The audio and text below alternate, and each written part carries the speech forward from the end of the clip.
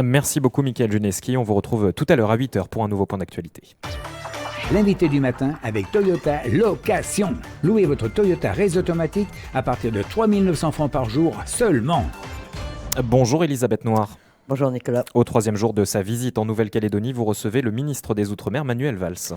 Monsieur le ministre d'État, bonjour. Bonjour. Merci de passer par les studios de Radio Rythme Bleu lors de cette visite en Nouvelle-Calédonie. Une visite de 8 jours, ça veut dire une visite assez longue.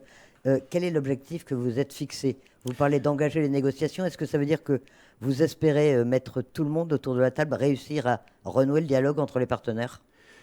Je veux d'abord rassurer les Calédoniens, leur dire que la France, l'État sont là. D'abord, nous en parlerons sans doute, pour relancer l'économie.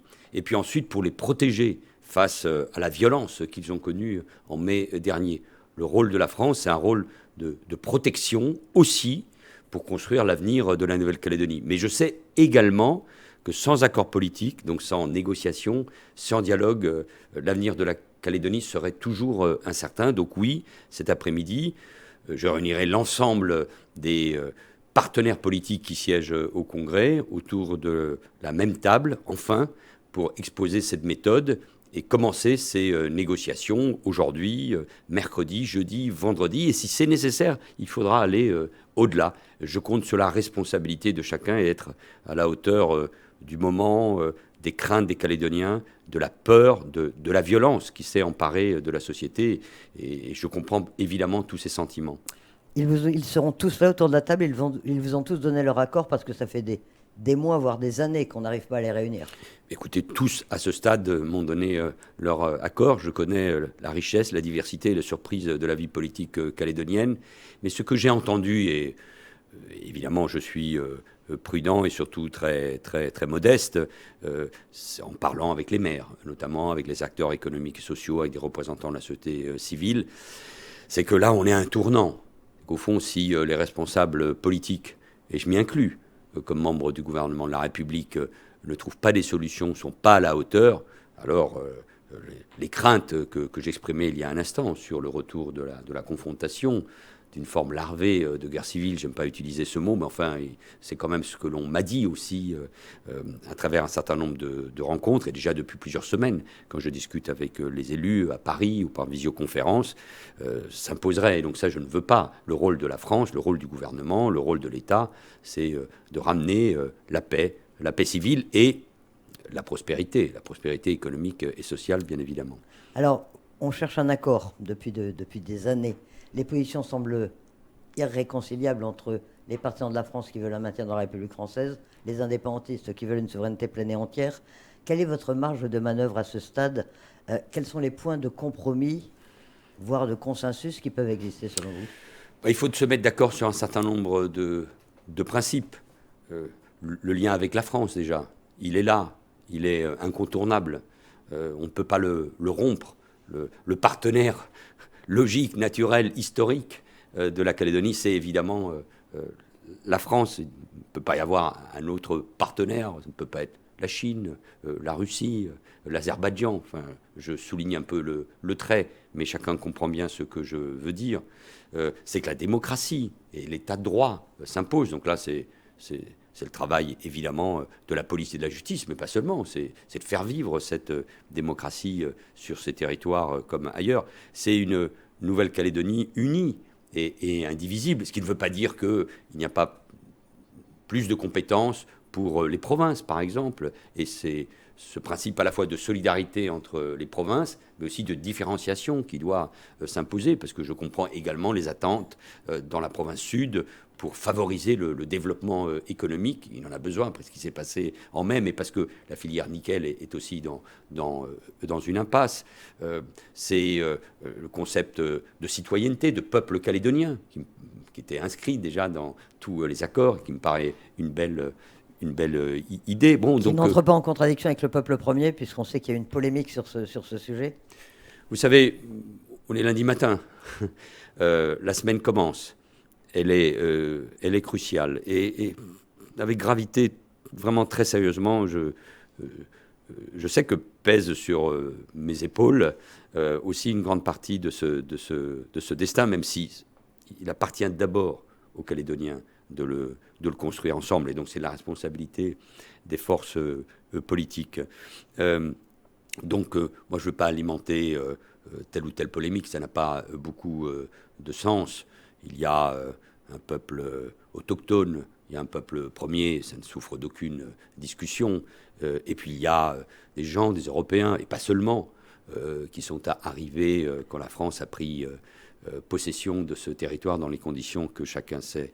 Les accords de Nouméa parlaient des ombres et des lumières de la décolonisation. Donc c'est un débat historique. Moi je suis historien, ça me passionne, mais aujourd'hui... C'est pas pour revenir sur l'expression, c'est que vous parlez de peuple calédonien, ce qui semble inclure effectivement l'ensemble des Bien sûr, Calédoniens. mais ça ne peut pas être autrement. Il faut regarder l'avenir, et c'est en respectant chacun. Et moi je tends, je profite de votre micro pour le dire, la main à tous. Parce qu'on est dans un de ces moments où chacun doit être à la hauteur du moment de la responsabilité. Moi, je comprends les gens qui, en m'accueillant samedi, en brandissant le drapeau français, moi je suis un patriote, j'aime les couleurs de mon pays, je comprends. Je partage d'ailleurs leur attachement profond à la France. Je comprends les craintes, les peurs. Il y a eu des morts, le sang a coulé. On parle de racisme, de haine. On utilise déjà de nouveau des mots qu'on n'entendait pas ou peu en Nouvelle-Calédonie. Noir, blanc, kanak, européen, de nouveau une espèce de face à face. On ne le ressent pas forcément partout. Hier, en Brousse, ce n'était pas ces sentiments qui prédominaient. Donc, c'est le moment où chacun doit faire un pas vers l'autre.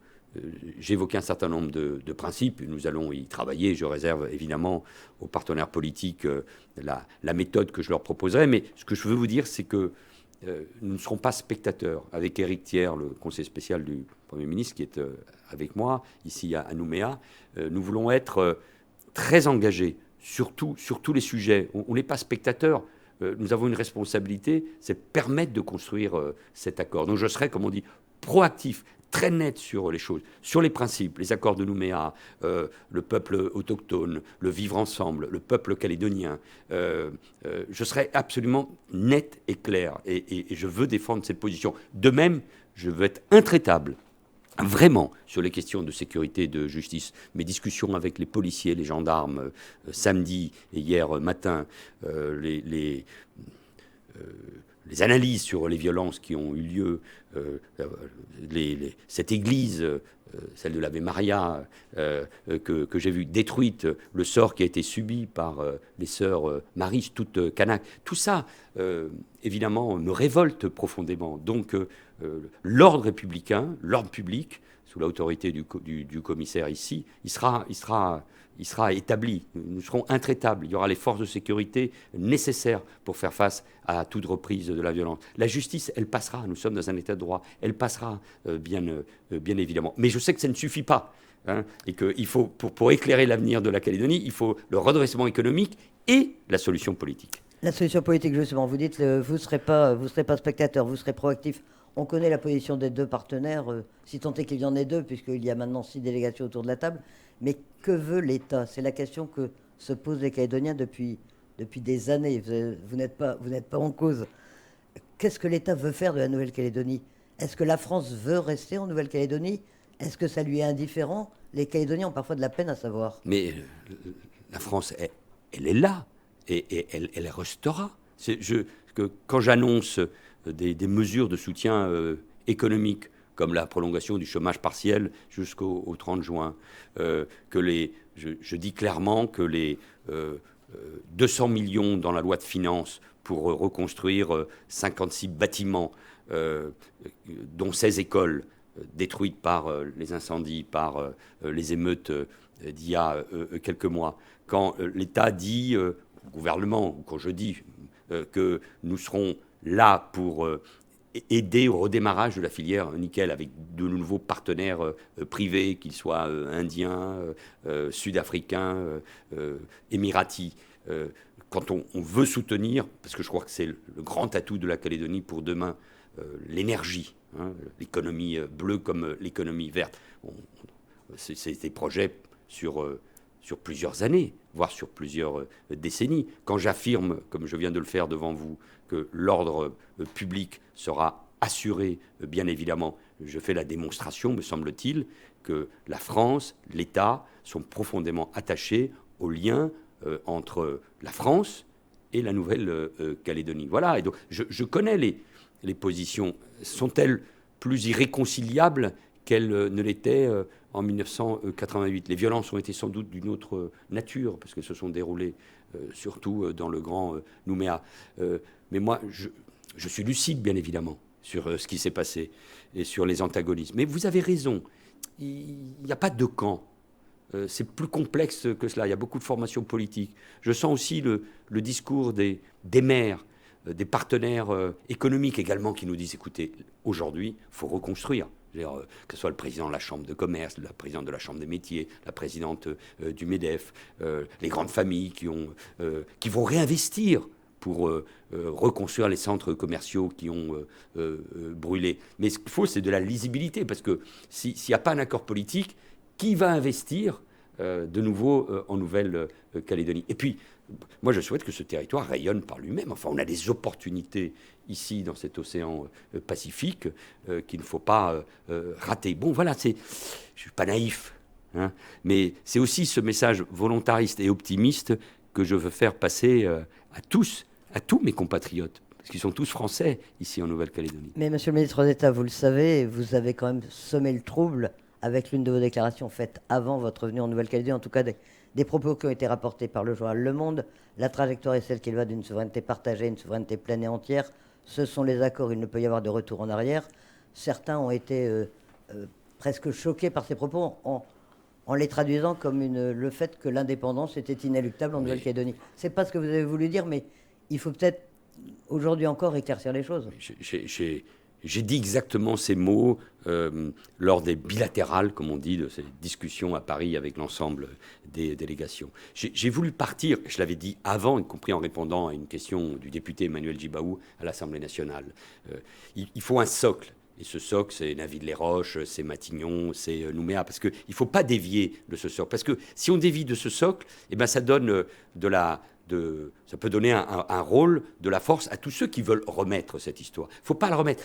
Moi, je comprends que certains s'interrogent sur les interprétations, laissons la place aux historiens, mais il ne faut pas dévier de ce chemin. Et j'ai rappelé quel était l'objectif. Et j'ai rappelé à chaque fois, d'ailleurs, qu'il y avait eu aussi les consultations, que les Calédoniens avaient voté par 3 fois. Ils avaient dit 3 fois non à l'indépendance, même si nous le savons que le 3e référendum a été boycotté et qu'il a, au fond, laissé une forme de goût amer. Mais ils ont voté, bien évidemment. Mais comment on le traduit cela ? Les accords de Nouméa prévoyaient qu'on se remettait autour de la table, qu'on constatait les choses. C'est d'ailleurs ce qui s'est passé 1 an et demi après le 3e référendum. Mais il y a eu le 13 mai. Et beaucoup disent qu'il y a eu un avant et un après. C'est sans doute vrai. Le sentiment d'un retour en arrière brutal. Donc, mon rôle, c'est de rappeler un certain nombre de principes, c'est les bases, la démocratie aussi, et c'est de construire cet avenir commun. Il n'y a pas d'autre solution, parce que de toute façon, si un camp veut gagner sur l'autre, s'il veut l'imposer d'une manière ou d'une autre, les mêmes problèmes, les mêmes erreurs se reproduiront et on ira à l'affrontement. Donc il faut l'éviter et c'est l'intérêt, bien sûr, de la France, mais c'est d'abord et avant tout l'intérêt de ce territoire, de ce pays et des habitants, des citoyens qui sont très divers. Ici, il y a aussi un mélange de cultures, même s'il y a des formes de face à face. Et si on trouvait ce chemin, c'est pour cela que je passerai du temps et que je continuerai à tout faire pour convaincre. Je crois qu'il n'y a pas d'autre solution. Parce que s'il y a un échec, s'il n'y a pas d'accord, alors où va-t-on ? On va dans le mur. Et ça n'est pas possible. Ça n'est pas possible qu'il n'y ait pas d'accord. Voilà ce que je veux vous dire. De ce point de vue-là, je suis extrêmement déterminé à avancer cette semaine. Mais ces 3 référendums, pour être très clair, ils interrompent quand même la trajectoire qui avait pu être envisagée il y a 27 ans. Maintenant, les accords de Nouméa ont été signés. Mais je n'ai pas dit autre chose. Il y a 27 ans. J'ai dit, je ne sais pas si c'est la bonne formule, et puis je fais attention à tous les mots. Il faut évidemment achever une étape. Elle a duré long entre 1900. Elle a été longue, pardon. Elle a duré longtemps entre 1998 et 2021. Mais encore une fois, après, on poursuivait les discussions. Comment, au fond, on l'achève ou plutôt comment on écrit une nouvelle page. Nous savons qu'il faut écrire un nouvel accord. Ça a toujours été écrit. Donc, si on écrit un nouvel accord, on tient compte de ce qui s'est passé, on tient compte du vote, on tient compte des positions des uns et des autres, on tient compte aussi du principe de réalité. Donc, je vous rappelle que, vous savez, pas comparer les choses, mais ici, dans cette radio, il y a de la mémoire. En 1987 aussi, il y avait eu un référendum. Et si on ne construit pas après le résultat des référendums, si on ne cherche pas à reconstruire, eh bien à ce moment-là, la confrontation vient. Les situations sont très différentes. Les 3 référendums qui ont lieu, 2 d'entre eux ont vu en plus la participation de tous. Mais nous savons bien qu'il y a 2 positions principales qui dominent. Est-ce qu'entre ces 2 positions principales qui dominent, il n'y a pas un chemin à construire dans un lien toujours avec la France? La France, elle est là, elle sera toujours là pour la sécurité, pour défendre les intérêts dans cette stratégique, dans cette région, et pour soutenir sur le plan économique ce territoire, mais qui doit s'autogouverner. Il n'y a pas beaucoup de territoires en France, il n'y en a aucun, hein, où il y a un gouvernement, où il y a un congrès, où il y a des principes qui dérogent au droit national. Bon, donc, essayons de construire quelque chose de nouveau. L'esprit inventif qui a toujours dominé en Nouvelle-Calédonie doit s'imposer, mais encore une fois avec une très grande détermination. Par exemple, je le dis à tout le monde et je le répète, comme membre du gouvernement, nous n'accepterons pas et je n'accepterai pas que des élus, des responsables politiques jouent avec des puissances étrangères contre l'intérêt national, contre l'intérêt de la France. Ça, c'est inacceptable. On peut défendre ses positions, indépendantistes, non indépendantistes, on peut avoir une vision du monde, mais on ne peut pas jouer avec une puissance étrangère, l'Azerbaïdjan, avec son lien avec la Russie, dont on sait tous, le chef de l'État l'a dit, ces puissances jouent contre la France. Alors, et ça, c'est profondément inacceptable. Justement, Monsieur le ministre d'État, est-ce qu'il est normal que des élus qui ont soutenu, voire pour certains commandité les terribles émeutes de mai, et dont on sait qu'ils ont des liens avec l'Azerbaïdjan, est-ce qu'il est normal qu'ils se retrouvent autour de la table pour discuter un accord de paix et de réconciliation? Les Calédoniens, beaucoup s'interrogent quand même. Mais on peut parfaitement s'interroger, mais si moi j'exclus, au-delà de ce que peut faire la justice, elle agit, vous le savez, en toute indépendance, et il faut que chacun le comprenne. Mais au-delà de ce que fait la justice, le reste, c'est de l'ordre des débats politiques. Et si moi je commence à exclure les gens des délégations, on ne s'en sortira pas. Et d'ailleurs, on donnera du coup le point, on donnera des arguments à ceux qui ne souhaitent pas d'accord. Donc il faut accepter qu'autour de la table, il y ait ces positions antagonistes ou irréconciliables. Mais mon rôle, c'est de dire à tout le monde ce qui serait et ce qui est inacceptable. Et donc, je le rappellerai, la très grande détermination à agir par tous les moyens, vis-à-vis de ceux qui agissent de cette manière contre les intérêts fondamentaux du pays, en participant au jeu absurde, parce que franchement, et ça se joue beaucoup sur les réseaux sociaux ou à travers ce petit groupe de Bakou, où il y a d'ailleurs aussi quelques élus d'autres territoires ultramarins. C'est le modèle, l'Azerbaïdjan, une dictature qui a, nous le savons, accompli un nettoiement ethnique au Karabakh. C'est ça le modèle d'une puissance ou d'un pays qui a humilié des minorités. Ça n'a pas beaucoup de sens. Donc, non, la France est là, en protection de la Nouvelle-Calédonie, et nous n'accepterons aucune de ces ingérences. Mais dialoguons, construisons l'avenir, parce qu'il y a, je n'en doute pas un seul instant, notamment dans le mouvement indépendantiste, beaucoup, et d'ailleurs ils se sont exprimés déjà, de militants, de responsables, d'élus, qui condamnent ce type de pratique. Donc je veux être clair, et je l'ai été d'ailleurs à chaque fois, vis-à-vis de tous, sur ce sujet comme sur bien d'autres. Vous voyez, je suis ferme sur les principes, et je pense à parler à chacun avec les mêmes mots, avec la même franchise et avec le même souci de comprendre. J'ai dit aux uns et aux autres, c'est pas un exercice facile, hein, croyez-moi, que je me mettais à leur place, dans leur tête, pour essayer de les comprendre, pour essayer de comprendre leurs sentiments. Fort de cette méthode, j'espère que nous avancerons. Le dégel du corps électoral a été un peu le prétexte de ces violences insurrectionnelles du mois de mai. Le gel était une mesure transitoire, comprise dans l'accord de Nouméa, ajoutée à l'accord de Nouméa, puisqu'il a fallu modifier la Constitution. C'est une mesure exorbitante du droit commun. Est-ce qu'on va arriver à dégeler ce corps électoral? Ça aussi, les Calédoniens ne comprennent pas. On leur avait dit que ce serait dégelé à la fin de l'accord. Oui, mais il le faudra. Et donc, ça doit être forcément un élément de l'accord. Mais moi, je constate les faits. Je n'étais pas au gouvernement à l'époque. On n'a pas réussi à travers une réforme constitutionnelle qui ne portait que sur ce sujet-là. Bon, c'est ainsi. L'État doit comprendre, enfin l'État, le gouvernement, les responsables politiques doivent comprendre que c'est une société complexe, c'est difficile, et que c'est vrai que là, c'était peut-être un prétexte, mais en tout cas, voilà comment les choses se sont passées. Et on a dû renoncer à cette réforme suite aux violences. Mais au-delà de ça, avant, il y avait des gens qui avaient averti que cela pouvait se produire, en tout cas qu'il ne fallait pas procéder de la sorte. Donc moi, j'en tire une leçon. Il faut un dégel du corps électoral. Moi, je pense que l'accord est possible, mais dans un accord global. Alors, ces violences insurrectionnelles ont été ciblées, hein, elles ont mis à terre, c'est l'expression que vous avez employée, l'économie calédonienne. Les dégâts sont considérables. Votre venue vous a permis de mieux les toucher du doigt. Est-ce que vous aviez pris l'ampleur de la catastrophe économique que ça représentait? Mais vous avez tout à fait raison. Oui, bien évidemment, des images, des propos, des chiffres, plus d'1 milliard d'euros, vous traduirez en francs pacifiques, de dégâts dans le secteur privé, les mêmes chiffres à peu près pour les bâtiments publics, une économie au ralenti, du chômage, et avec des répercussions.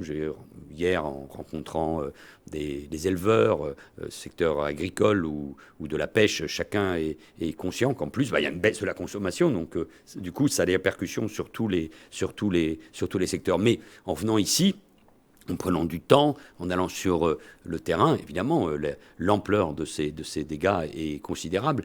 Il y avait une dame qui tient un salon de coiffure dans un des centres commerciaux, 70 ans, je crois, elle avait les larmes aux yeux, elle a dû licencier son personnel, elle ne voit pas l'avenir. Elle dit que de toute façon, même si on reconstruit le centre et son salon de coiffure, on ne s'en sortira pas, elle ne s'en sortira pas. Bon, donc ça, c'est des témoignages évidemment très, très concrets et que je ressens. J'ai vu en même temps, j'ai ressenti une volonté des acteurs économiques, des investisseurs, de reconstruire. Mais évidemment, et j'étais avec Sonia Lagarde, la maire de Nouméa, qui a été tout particulièrement touchée, comme la ville de Dembéa aussi.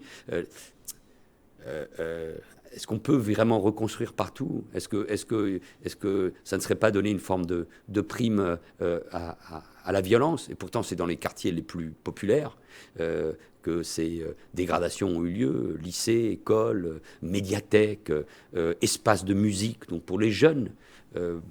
Eh bien, il faudra reconstruire de toute façon, pour peut-être autrement. Ça, c'est le rôle des maires et je leur fais confiance. Il faudra reconstruire parce que c'est indispensable pour que ces services publics concernent toutes les populations. Donc oui, j'ai vraiment pris l'ampleur, d'où les annonces que j'ai déjà faites hier soir et que je compléterai ce soir avec le monde économique. Les priorités de l'État dans ce vaste chantier de reconstruction, c'est quoi? D'abord, c'est un soutien à l'économie. Je pense aux bâtiments et aux travaux publics. Avec cet argent frais, 200 millions, ce sont d'euros, ce sont des subventions pour construire 56 bâtiments. Et le commissariat a déjà adressé une liste et il y aura sans doute d'autres bâtiments et les collectivités travaillent avec nous pour établir l'ensemble des bâtiments qui doivent être rénovés. Deuxièmement, et moi j'ai senti chez Alcide Ponga, comme chez Christopher Geyès, la volonté aussi de réforme de rendre cette économie calédonienne plus dynamique, de l'ouvrir davantage. Quand on parle d'économie bleue, quand on parle d'énergie, quand on parle d'économie verte, quand on parle de redonner de la force à l'agriculture, le rôle de l'énergie solaire, bien évidemment, indispensable pour que demain la filière nickel se développe dans d'autres conditions avec une vraie stratégie. Je sens qu'il y a de la volonté des uns et des autres de changer de modèle économique. Eh bien, le gouvernement sera là. Il y a une mission à mes côtés au ministère des Outre-mer qui va suivre, une mission interministérielle, très concrètement les dossiers calédoniens. Et moi, je veux les entendre, je veux les écouter sur les dispositifs fiscaux, sur la défiscalisation, sur aussi les mécanismes de solidarité entre les provinces. Parce qu'il faut aussi reconnaître qu'il y a quelque chose qui a totalement échappé, c'est la situation de la jeunesse, qui a échappé aux responsables politiques, qui a surpris. Au-delà de la politique et des prétextes, il y a une partie de la jeunesse qui aujourd'hui se sent, c'est des phénomènes qu'on connaît un peu partout dans le monde, marginalisés. Et donc c'est sur cette jeunesse marginalisée que les discours de haine, les prétextes, les manipulations aussi peuvent s'imposer. Donc nous avons une responsabilité tous, et notamment ici en Calédonie, de la part des élus, des acteurs économiques et sociaux, de lui donner une perspective. Et c'est à cela qu'il faut évidemment travailler. On est obligé de vous demander un mot sur le secteur du nickel. On sait que c'est un sujet que vous connaissez bien. Vous étiez déjà intervenu quand vous étiez Premier ministre pour aider le nickel calédonien. Après le refus du pacte nickel par les élus calédoniens, que va faire l'État? Est-ce qu'il va proposer autre chose pour essayer de sauver cette filière qui est fondamentale pour la Calédonie? Oui, mais je vais en parler avec le gouvernement. Je vais en parler aussi avec Sonia Backès, la présidente de la province sud, que je vais retrouver dans un instant pour la rentrée scolaire. C'est comment on développe cette stratégie, comment nous discutons ensemble avec les groupes qui sont prêts à reprendre à un certain nombre de conditions, bien évidemment, les sites et les usines, soit une qui a fermé dans le nord, soit les deux autres. Donc l'État doit et peut être présent, mais il faut redéfinir une stratégie. Je me réjouis cependant qu'il y ait des offres. Bon, donc ça veut dire que le territoire intéresse. Comment on peut le faire L'État suit de près ces repreneurs? Pardon? L'État suit de près les dossiers? Oui, absolument. Nous les avons rencontrés. Vous savez, il y a une délégation interministérielle auprès du Premier ministre, d'ailleurs, qui suit l'ensemble de ces sujets. Moi-même, j'y suis très attentif. Donc, nous allons travailler. Je crois qu'il y a vraiment des possibilités dans un environnement, il est vrai, très concurrentiel en Indonésie. Et le plus en Nouvelle-Calédonie, parce que c'est stratégique le nickel, ça va être la question de l'énergie. D'où l'attention que je portais hier à ces sujets lors de mes visites, par exemple à Boulou-Paris, ou avec les projets à Kouo, les projets d'EDF. J'ai senti que la transition énergétique, avec des usines dans ce domaine-là, les plus grandes de France, je parle du solaire, sinon la plus grande, peut être un formidable atout pour la Nouvelle-Calédonie. Ça peut paraître peut-être un peu étrange au moment où commencent ces discussions, mais moi je vois aussi des raisons d'espérer et des raisons d'optimisme. Monsieur le ministre, il nous faut conclure cet entretien. Quel calendrier est-ce que vous envisagez maintenant? Alors que le temps presse, on l'a dit, il faut un accord, vous l'avez dit, mais alors quelle échéance fixez-vous pour trouver cet accord? Et est-ce qu'on est certain, est-ce qu'on peut envisager que les élections n'aient pas lieu en novembre? Est-ce qu'on peut envisager d'ores et déjà qu'il faille les reporter le temps de trouver un accord? Oula, j'en parlerai de calendrier avec les partenaires tout à l'heure. Je ne vais pas donner le sentiment de vouloir tout précipiter, mais je pense qu'un accord est nécessaire et le plus rapidement possible à cause de la situation économique. Parce que l'incertitude, je le répète, est un problème pour les investisseurs. On vient de parler de repreneurs. S'il n'y a pas de certitude sur la stabilité du territoire, comment voulez-vous qu'on investisse ici? Bon, on sait qu'il y a des dates, il y a celle du 31 mars pour pouvoir ensuite faire les réformes institutionnelles et constitutionnelles, consulter avant les provinciales. Chacun a compris qu'il faut un accord et qu'on ne pourra pas s'échapper. Et que l'accord, d'une manière ou d'une autre, il doit se réaliser ici à Nouméa. Est-ce qu'on peut le faire cette semaine? Nous verrons bien. Mais Chacun est devant ses responsabilités, encore une fois. Moi, je les assumerai pour aider à construire cet accord d'espérance et de paix pour la Nouvelle-Calédonie. Monsieur le ministre d'État, merci d'avoir accepté notre invitation ce matin. Merci à vous.